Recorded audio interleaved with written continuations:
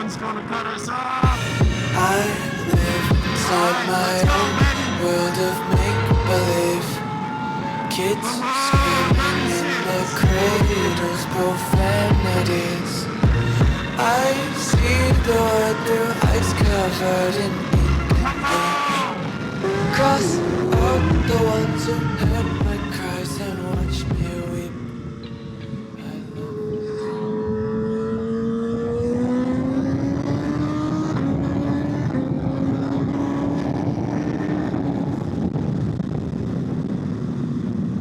Yo, what is going on, YouTube?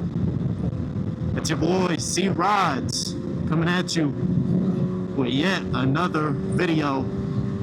I got the new mic in, camera still going strong, and depending on if you guys can tell from the title of the video or not, this is why I still keep my 600 around in the fleet.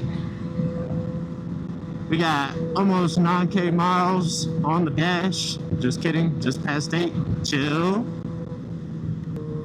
But today I want to go over some of the main reasons why I still have this bike. Because a lot of people ask me like, oh, you know, isn't it more fun to ride a liter bike?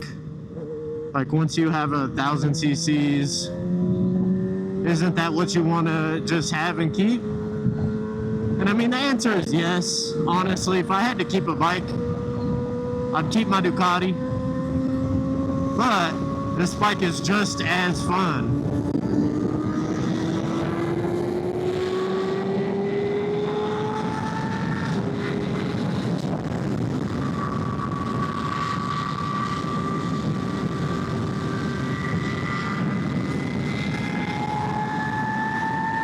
Come on! Come on!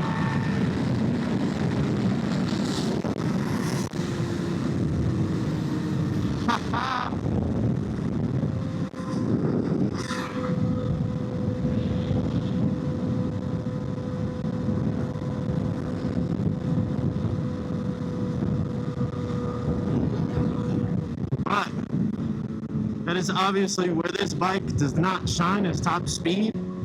Yes, it's still fast, but is it going to hit 180? No, it's just not. But it's a lot of fun. But I'm going to chill out for the sake of the video and explain to you some of the main reasons why I still have this bike and why I plan on keeping this bike. Because at the end of the day, this was my dream bike, my obtainable dream bike that I thought, you know, would be all I get. But thankfully, I've been blessed enough to be in a position to where I can afford the bikes that I do. And why I don't plan on selling this thing. I think one of the biggest reasons is because of how inexpensive it is relative to the other bikes in the garage. I mean, I think I got this thing for 12 flat out the door, brand new, in 2021. And you just cannot beat that for what it is.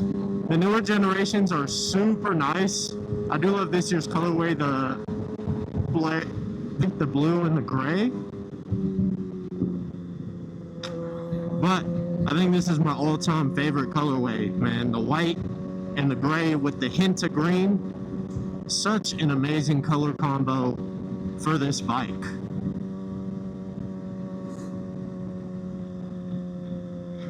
And I just am completely in love with it. So I don't think I'll ever sell it just because of the sentimental value that I have with it.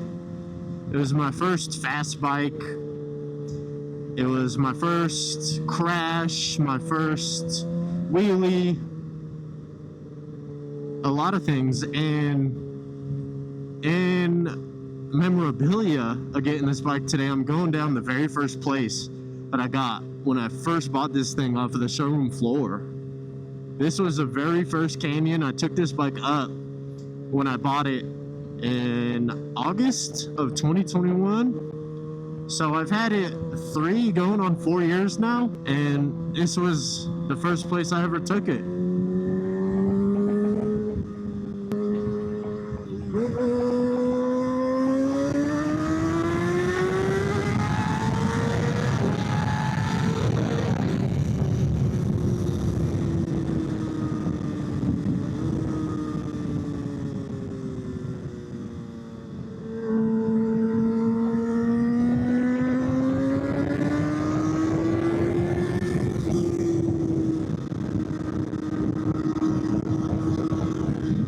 So I think just because of the sentimental value alone I have with this bike, I will never sell it based off of that alone. I mean, the only way this thing ever leaves the fleet is if I crash it again, and it is just beyond repair. I think that's the only way I leave it. And I really haven't done too much to this bike this go around. About a year ago, I had it for a canyon track setup, kind of vice versa, until I crashed it. And now I've decided to start going the stunt route. I have shorty lever. I plan on getting the handbrake up here, bigger sprocket, different gearing, all that kind of stuff.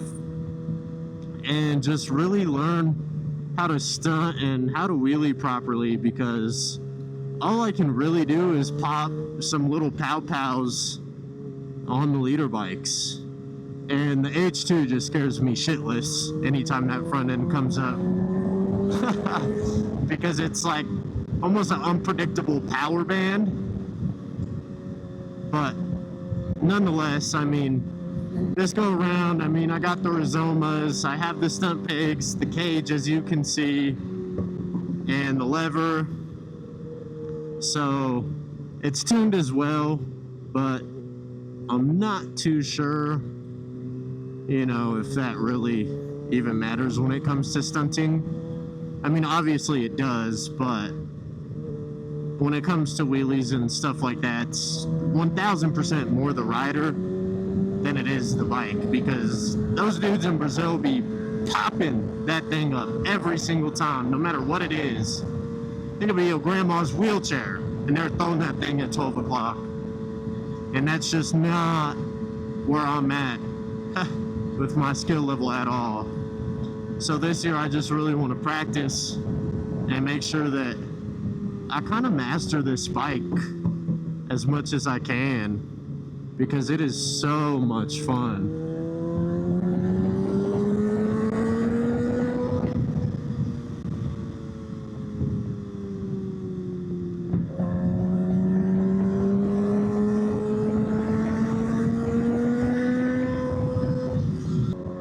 Now, the second reason that I'm planning on keeping this bike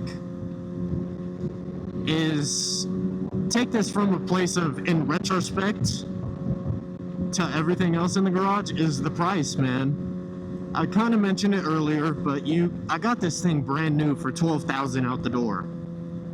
Compared to the Ducati, the H2, you know, the new bike I'm planning to get here in about a month or so, this thing is extremely inexpensive to 1, maintain, to 2, own, and to 3, repair if anything goes wrong or if I crash it like I have. And just the inexpensiveness of this bike, I think, is a big reason why I want to keep it. Because I'm not afraid to hoon on it. I'm not afraid to drop it. I'm not afraid to really push myself on it, whether that be at the track or in the lot. This bike almost encourages me to become a better rider, and that's because I'm not thinking about how expensive it is in the back of my head every time I lean it over and, you know, do pulls on the highway or when I'm even in traffic. Because that's another thing, man. If I get hit while I'm in traffic, the other bikes are so expensive. It's just a pain and a chore to fix and repair.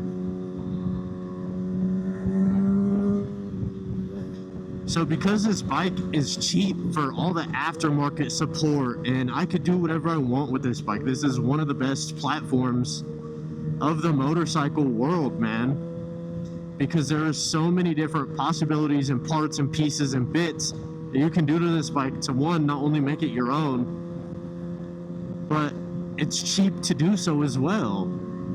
And I think that's why I like it. It just encourages me to become a better rider. And I have a lot of fun while I'm on it because I'm not stressed about what may or may not happen to it. Like every time I dip it into a corner, I'm not worrying about the bike. I'm just at peace with it. I'm one with it. You know, let's see what's going on over here. And give traffic a bit of time to clear out, but I've never been right here.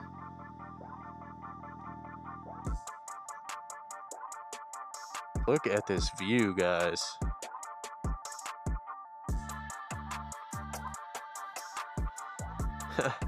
And then too, you can also see the remnants of the last crash. The only thing I have not repaired for exhaust. And then I guess a little bit of the swing arm too, but that's no biggie. And she desperately needs a wash, which I think I'm gonna do at the end of the video. And the third reason why I'm never gonna sell this bike is because as a rider, I'm never truly gonna reach this bike's potential, man. This bike's limits. Maybe if I go to the track twice a week, hell, even twice a month, and I push this bike more and more and more, I don't think that as a rider, I'll be able to use 100% of this bike. I mean, maybe here in 10 years, you know, whatever the case may be, but as young as I am and only with 6 years under my belt, going on my 7th season, this bike is more than enough for me. Yes, I have the Ducati. Yes, got the H2, but it's just, those bikes I'll never be able to use to their full potential, never in my lifetime.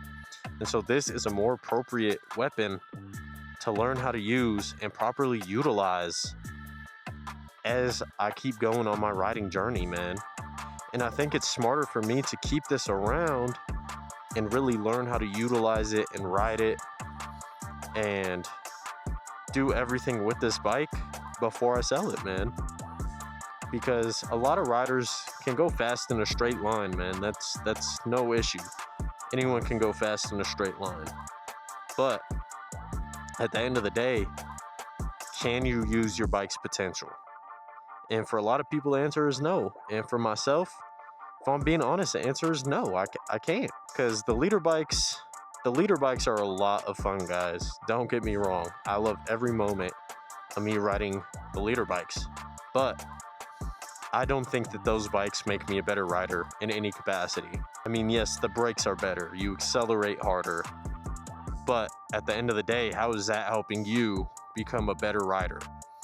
And I think what I said in the previous point was just because of how expensive they are, I'm not pushing the bike as hard as I could be because I'm worried about how expensive it is to fix if I crash it or anything like that. So I think that's why I'm going to keep this bike around.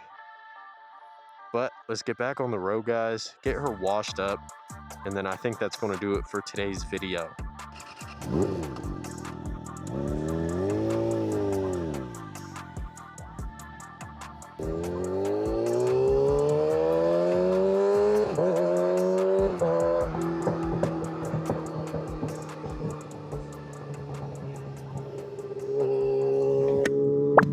I will say though, one of my biggest gripes with this bike is every time you hop on it, you have to turn off traction control manually every single time. No matter what you had it on, you have to turn it back off because it'll always go back to the lowest setting. And if you want to pop wheelies, it is just a no-go with the traction control. It does not like it very much at all. I think that is probably my biggest gripe with that bike. Other than that, this thing has run flawless for me for 8,000 miles, been on top of the maintenance, and I've had zero issues so far. Knock on wood, you know what I mean? But this bike is everything that I need and more, because it is just so reliable, so fast, so fun, and I'm just able to really enjoy myself every time I take this thing out for a ride.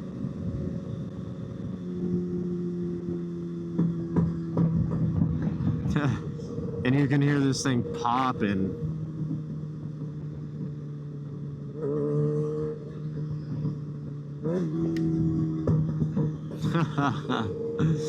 It's one of my favorite things about this bike is a tune. It just sounds like gunshots, man. It's crazy.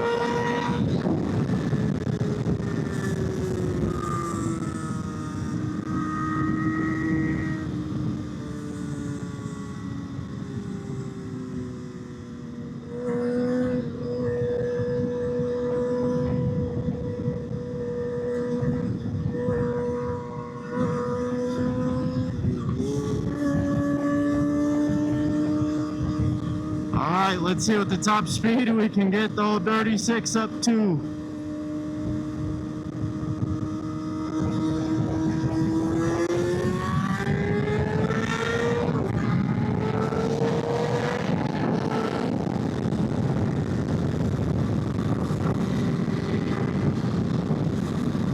Slow down. Make sure no one's gonna cut us off. Alright, let's go, baby. Come on, 36.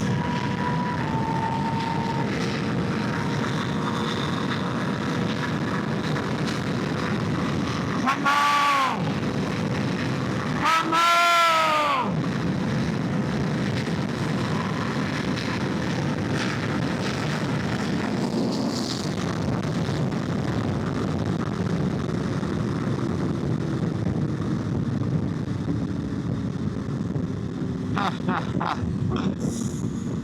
Oh yeah, man.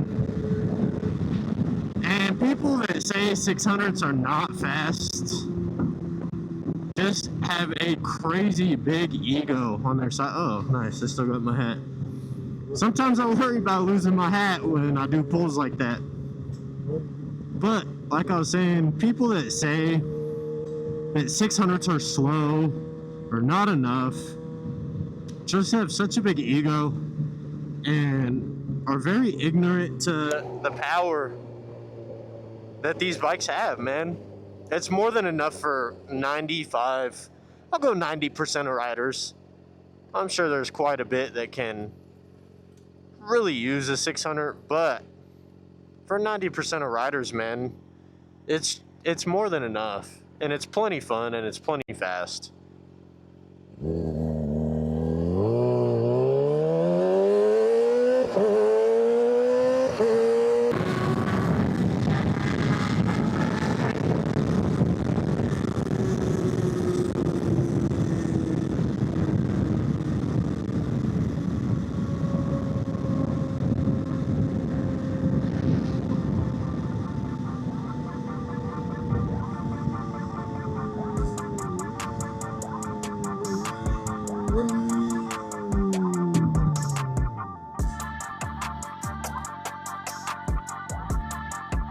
I just want to say thank you to everyone that stayed and watched. It means a lot, man.